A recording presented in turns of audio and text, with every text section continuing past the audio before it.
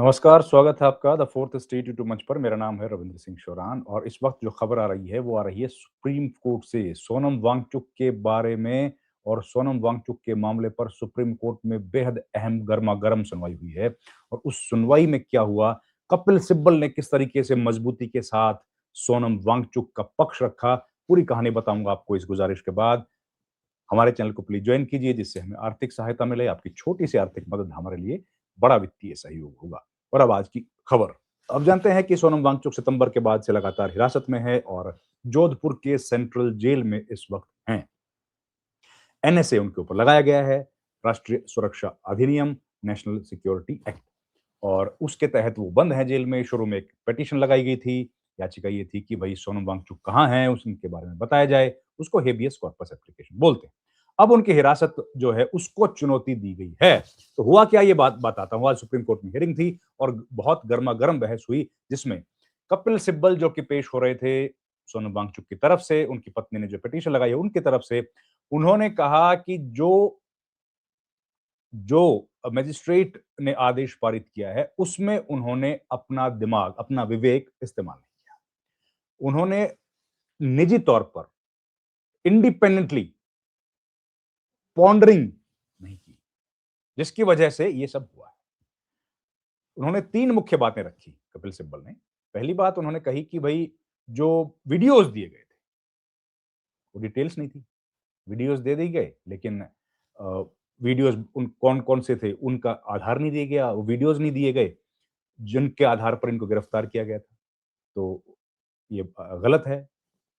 फिर दूसरा उन्होंने कहा कि अ, मजिस्ट्रेट ने जो हिरासत का जो आदेश दिया था, उस वक्त जो इंडिपेंडेंट एक दिमाग लगाना चाहिए था, अपने विवेक से फैसला करना चाहिए था, वो नहीं लिया। कैसे लिया फिर?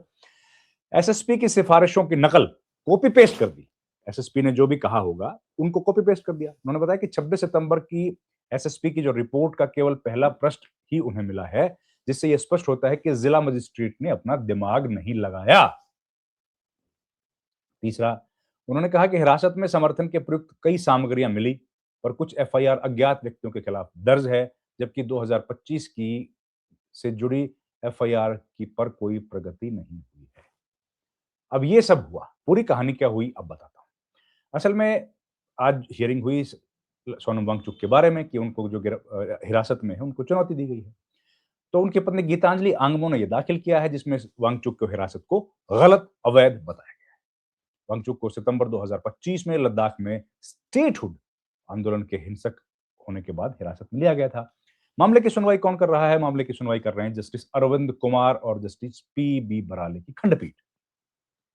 याचिकाकर्ता की तरफ से पेश हुए सीनियर एडवोकेट, राज्यसभा सदस्य, पूर्व केंद्रीय मंत्री कपिल सिब्बल। उन्होंने कहा कि जिन 4 वीडियो के आधार पर वांगचुक को हिरासत में लिया गया है वे उन्हें उपलब्ध क्यों नहीं कराए गए।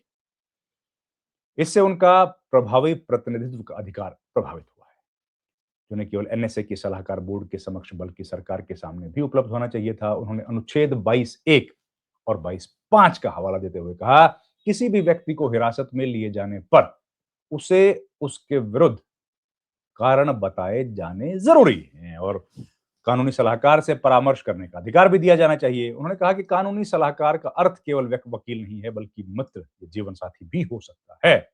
इस मामले में सोनम वांगचुक की पत्नी गीतांजलि आंगमो।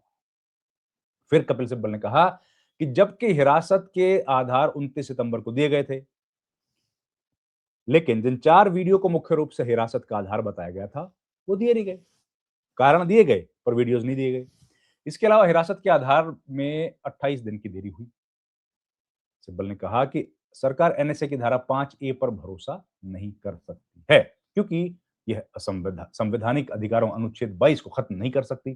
धारा 5(a) यह कहती है कि यदि हिरासत कई आधारों पर आधारित हो और कुछ आधार गलत पाए जाएं तो भी हिरासत वैध रहेगी। इस पर सिब्बल ने कहा, मेरा संवैधानिक अधिकार को धारा 5(a) के जरिए खत्म नहीं किया जा सकता है। यदि 4 वीडियो हटा दिए जाएं तो हिरासत कैसे बनी रह सकती है। उन्होंने वैकल्पिक रूप से यह भी कहा कि धारा 5(a) तभी लागू हो सकती है जब सभी सामग्री और आधार पहले दिए गए हों। दूसरा कपिल सिब्बल ने जो तर्क दिया हमने बताया आपको, उन्होंने कहा कि जो मजिस्ट्रेट, जिला मजिस्ट्रेट ने अपना दिमाग अप्लाई नहीं किया। तीसरा उन्होंने बताया कि अ, हिरासत के समर्थन में जो सामग्री दी गई है 2024 की, पुरानी है, सटल है और कुछ एफआईआर अज्ञात व्यक्तियों के खिलाफ दर्ज हैं। ये सब बातें उन्होंने कही।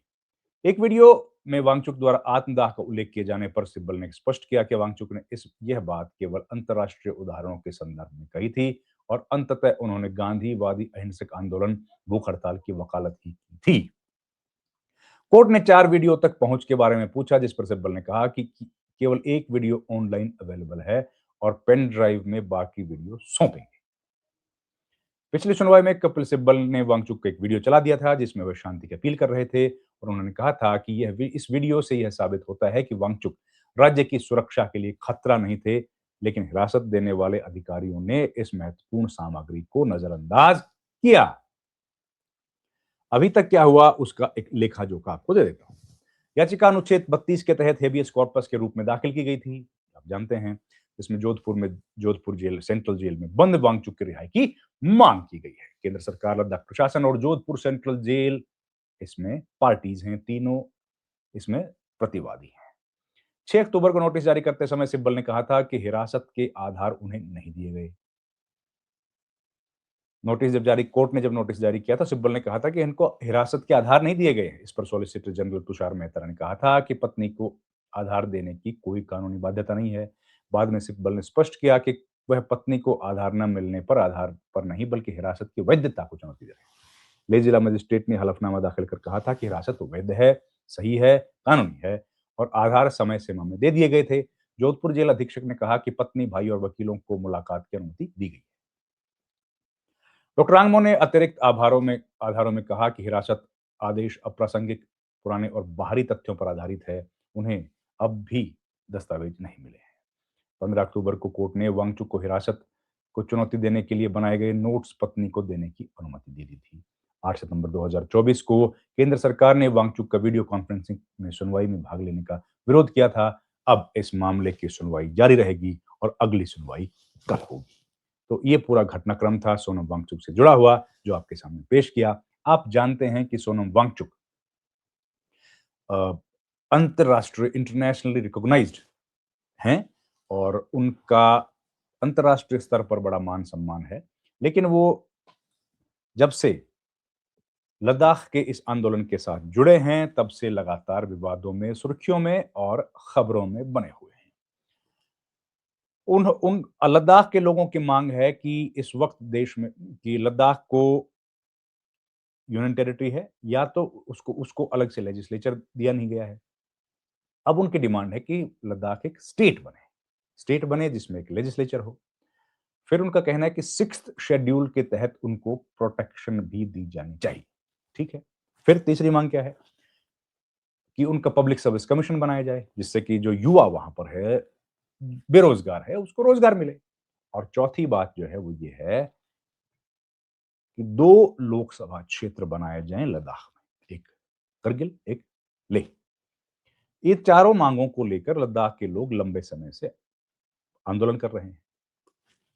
आंदोलन को सही दिशा में चलाने के लिए 2 अलग-अलग कमेटियां बनाई गई। एक केडीए, करगिल डेवलपमेंट अलायंस, दूसरा लेह एपेक्स बॉडी। ये करगिल डेमोक्रेटिक, माफ कीजिएगा।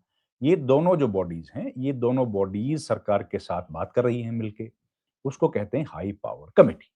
अब ये जो बातचीत कर रही हैं, उन बातचीत में कई बार व्यवधान आता है, बातचीत नहीं हो पाती। अब खबर आ रही है कि जनवरी के आखिरी सप्ताह में सरकार के साथ बातचीत होने की संभावना है।